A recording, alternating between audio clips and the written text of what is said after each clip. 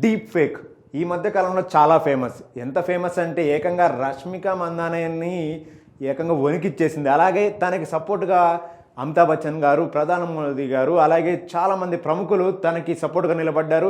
అటుపోయి ఇటుపోయి ఈ deep fake వ్యవహారం ఎంత దాకా వెళ్ళిందంటే గత 2 నెలల నుంచి సీరియస్‌గా పోలీసులు వెతకగా మూలాలు ఎక్కడ దొరికాయిరా బాబు అని అంటే మన తెలుగు రాష్ట్రాలకు సంబంధించినటువంటి ఆంధ్రప్రదేశ్లో గుంటూరులో అసలైన నిందితుడు దొరకడం జరిగింది. వాడు అరెస్ట్ అవ్వడం జరిగింది.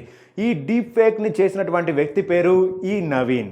ఇతను ఫ్యాన్ బేస్డ్ పేజెస్ని నడుపుతూ ఉంటాడు. అలాగే రష్మిక మందాన పైన చాలా ఇష్టంతో తన ఫ్యాన్ బేస్ పేజ్ని నడిపిస్తూ తను ఫేమస్ అవ్వాలన్న ఆతృతలో తన ఈ డీప్ ఫేక్ వీడియోని క్రియేట్ చేశారు. అలాగే మీకు తెలుసు ఈ డీప్ ఫేక్ ఎంత ఫేమ్ అయిపోయిందో ఆ వీడియోని మీరందరూ సగానికి సగం మంది చూసే ఉండుంటారు. అది చాలా జిగుత్సకరంగా అనిపించింది. అలాగే తనకు చాలా ఇబ్బందిగా అనిపించింది. ఈ డీప్ ఫేక్ వల్ల ఇప్పుడున్న సమాజంలో యువతకి ఎంత ప్రమాదకరమో ఈ వీడియో, అది కూడా ఫేమస్ అయిన క్యారెక్టర్ కాబట్టి, అంటే ఫేమస్ అయినటువంటి యాక్టర్స్ కాబట్టి మనందరి ముందుకి దీని యొక్క ప్రమాదం ఏంటి అనేది మనకు తెలిసింది. కానీ మొత్తానికి ఇటుపోయి ఈ 2 నెలల గ్యాప్లో పోలీసులు చాలా జల్లడ పట్టి ఇక్కడికి వచ్చి చివరాఖరికి గుంటూరులో నవీన్ని అరెస్ట్ చేయడం జరిగింది. మొత్తానికి రష్మిక మందానకి ఈ విషయం తెలిసి చాలా సంతోషపడి పోలీసులకి ధన్యవాదాలు తెలిపింది.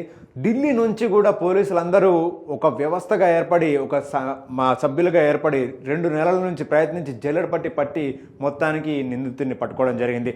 డీఫేక్ ద్వారా ఈ మధ్య మనం శోభన్ బాబు గారి వీడియోలు కూడా చూస్తున్నాము. శోభన్ బాబు మళ్ళీ పుట్టాడు అనుకుంటా ఈ డీఫేక్ యొక్క వీడియోలు హల్చల్ చేస్తున్నాయి.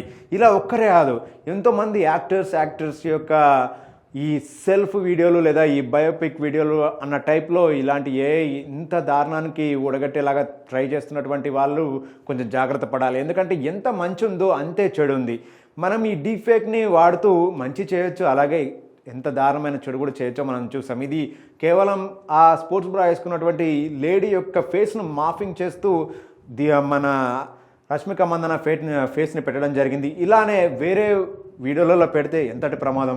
సో యువత చాలా జాగ్రత్తగా ఉండండి.